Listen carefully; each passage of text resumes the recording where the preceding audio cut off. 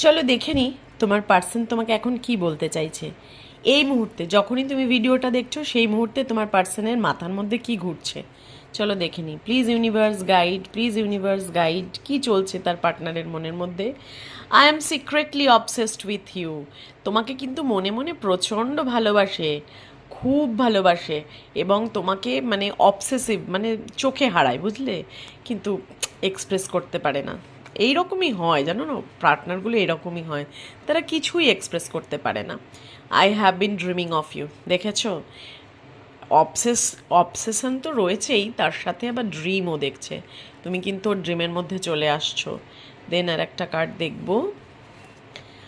I want to talk to you but I am just scared.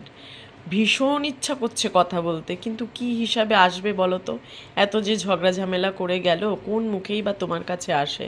এখন তো তার নিজের কাছে মানে ইগোর লড়াই চলছে, বুঝেছো? আসলে যদি তুমি কিছু উল্টোপাল্টা বলে দাও, সেটা যদি সে নিতে না পারে, তার ইগোতে যদি হার্ট হয়ে যায়, এই সব ভয় পাচ্ছে, বুঝেছো? তুমি বোধহয় একদম কিছু ছাড়ো না, হলেই একদম সাথে সাথে জবাব দাও, এই ভয়টাই সে পাচ্ছে। I don't wanna hide this love. এখন আর সে তোমার এই ভালোবাসা, তোমার আর ওর এই ভালোবাসা আর লুকিয়ে রাখতে চায় না। এবার ভাবছে জানুক, সবাই জেনে যাক, যে জানার সে জানুক। আমি এবার ওপেনলি অ্যাকসেপ্ট করব আমার এই ভালোবাসাটাকে। Next message. Even though we are not together, I just can't see myself letting you go. যদিও আমরা কাছে নেই, কিন্তু আমি তবুও দেখতে পাচ্ছি না যে তুমি আমাকে ছেড়ে চলে যাচ্ছ। কি করে মেনে নেয় বলো তো একটা মানুষ এত ভালোবাসার পর? সেই জন্যই তো তোমাকে স্টক করছে, বিভিন্ন সোশ্যাল মিডিয়ায় দেখছে তুমি কি পোস্ট করছো, স্যাড এনার্জিতে আছো না জয়ফুল এনার্জিতে আছো। প্রচণ্ড চালাক হয় ডিএমগুলো। হ্যাঁ, I will never love you another like I love you.